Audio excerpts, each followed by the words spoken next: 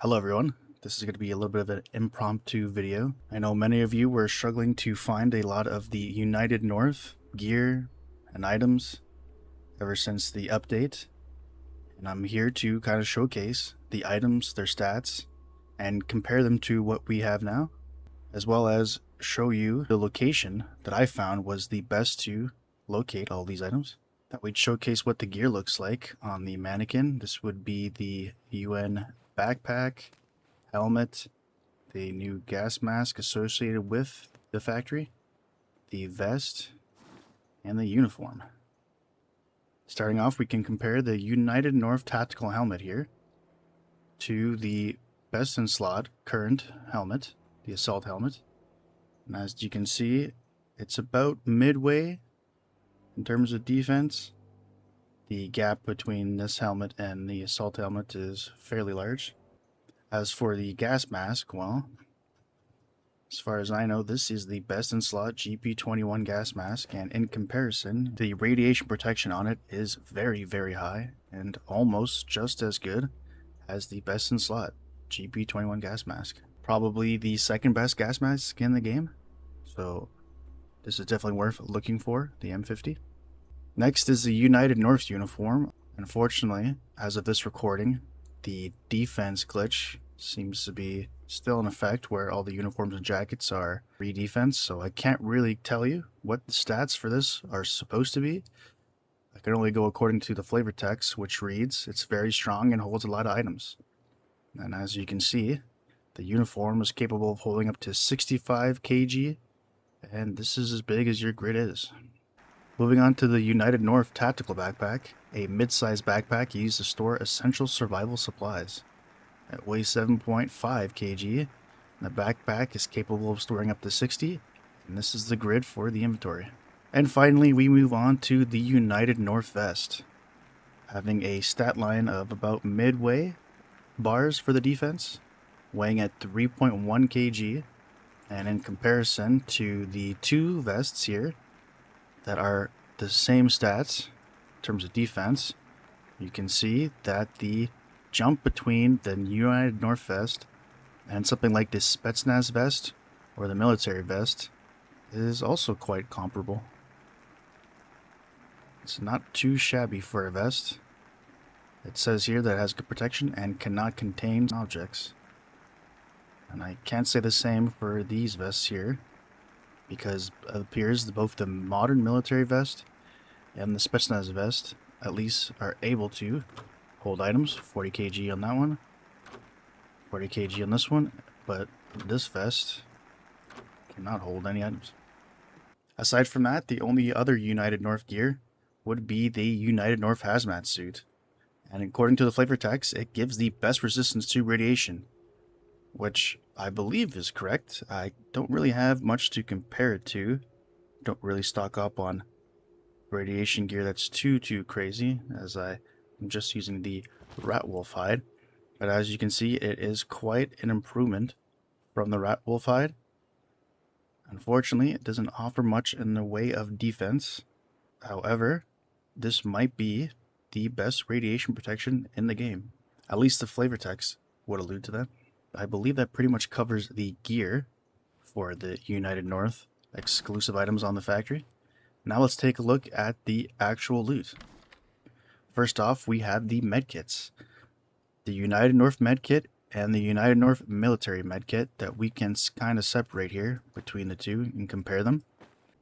So we can compare the United North medkit to the car medkit, and while the car medkit heals about 15 more health, it also takes up about 3 times the amount of space, while the United North medkit heals about 35 HP. In comparison to the military medkits, the United North military medkit will heal 70 HP, while the regular military first aid kit will heal 80 HP. United North military medkit being half the size in your inventory and only having 10 less HP to heal. Moving on to the food items, we have a United North MRE that heals about 5 HP, restores 80 hunger, 25 thirst, and decreases insanity by 15, while the comparable Saslavi MRE heals for 10, 5 more than the United North MRE. Heals 95 hunger, which is 50 more than the United North MRE. 30 thirst, which is 5 more thirst. Heals about 10 less insanity, but also comes with a +2 radiation penalty, which is quite interesting. And last but not least, we move on to the energy bar with +10 hunger and +40 stamina in comparison to something like the energy drink, which heals about 70 stamina, no hunger, but 12 thirst. So in terms of stamina, the energy bar provides about half of what an energy drink would, but the real spotlight should fall onto the adrenaline shot here. This boosts quite a bit of stamina, comparable to the energy drink, but also happens to heal about 10 health and reduce 20 insanity at the penalty of 15 thirst, instead of healing thirst like the energy drink does. And you can find all the UN gear and its loot in these UN military boxes that look like this. The only other loot source I have found that you could find the UN items, such as the medkit, adrenaline shots, energy bars, etc., are on the UN zombies. As far as I know, I have yet to find any UN gear on the zombies, so those appear to be exclusive to the UN military boxes. That was about all the items I was able to come across in the many hours I played after the Mega Factory update. That was what I was able to collect. I don't believe I'm missing any items that are exclusive to the factory in terms of the United North, but if I am missing any, please let me know in the comment section below. Now, let's talk about where to find them. There are various UN military boxes scattered across the factory biome, but there is one location that I've come across that has the most UN boxes I've seen concentrated in a single area. I'm talking, of course, about the building with the big satellite dish. I've counted at least 18 UN military boxes, including 5 on the rooftop, 7 underground, at least 5 inside the building, and at least 1 outside the building. As for its location, it is very close to the wall, so much so you can see a spawn point from here. Trying to find this particular building amongst several others in this biome can be difficult, even with its satellite on the roof, so here are some points of interest / landmarks that can help you tell if you're close. It is right beside a unique anomaly that showcases a scientist and his assistant detonating an explosion. There is a building behind it with a broken connecting hallway above that leads to the area where you have to climb a pipe to get inside. If you still have trouble locating this building, you can always just hug the walls and go around until you find it. Good luck on your quest for UN gear, and remember, there are many UN zombies guarding this area, both inside and out, so be prepared. Shortly after recording this video, a small update that includes a lot of optimization and bug fixes had just released on Wednesday, August 26th. So I think I'll just quickly go over these patch notes. Dear survivors, in this intermediate technical update, we focus on optimization improvements and bug fixes. Here is what we changed in the zone. Major asset optimizations, level of details, draw distance navigation, etc. That's all encompassing. DX is back to 11, as we found out many players use hardware that does not support DX12. You can still use DX12 if you would like to by running the game with the DX12 parameter. Melee weapon collisions fixed. Don't really use melee weapons, so not sure what that was about, but I'm sure melee weapon users rejoice. Incoming damage flinch significantly reduced. Now you can shoot more accurately under fire.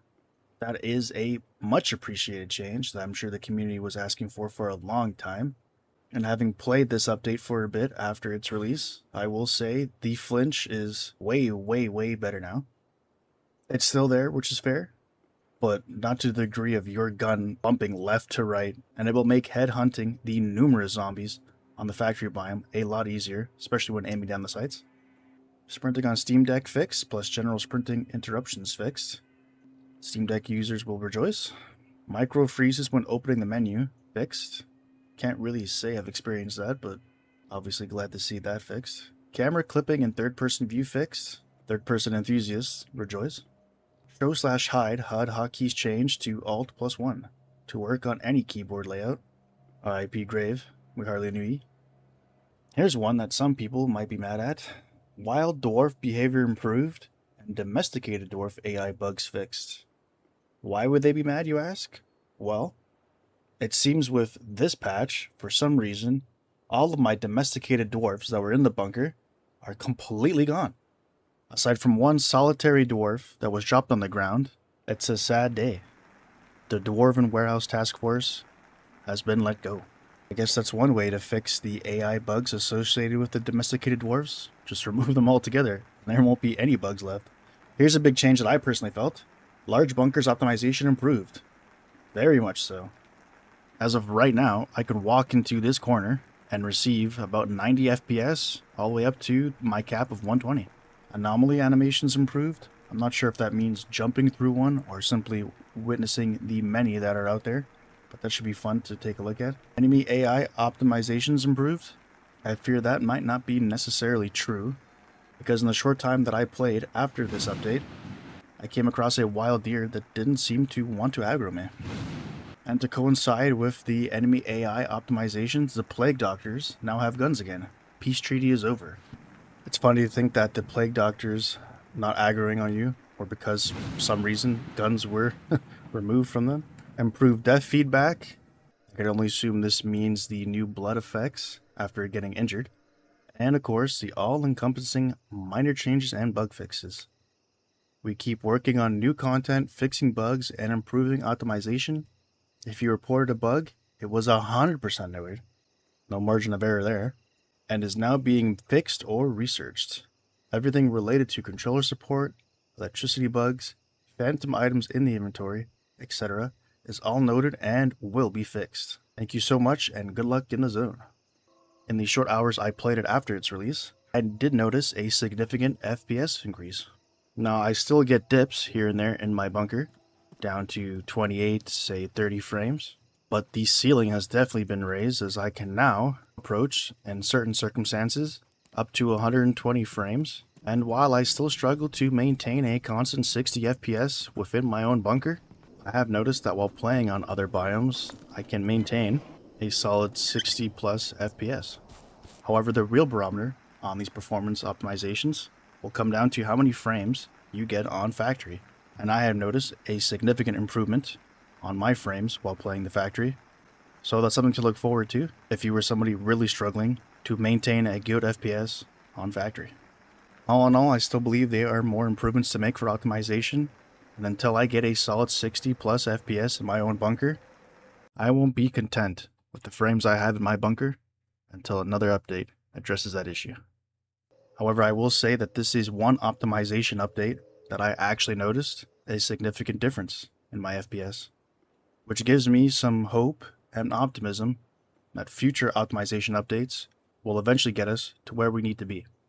With that being said, we finally got the optimization patch we were looking for.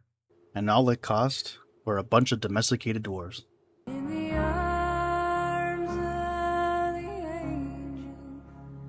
Thanks for watching.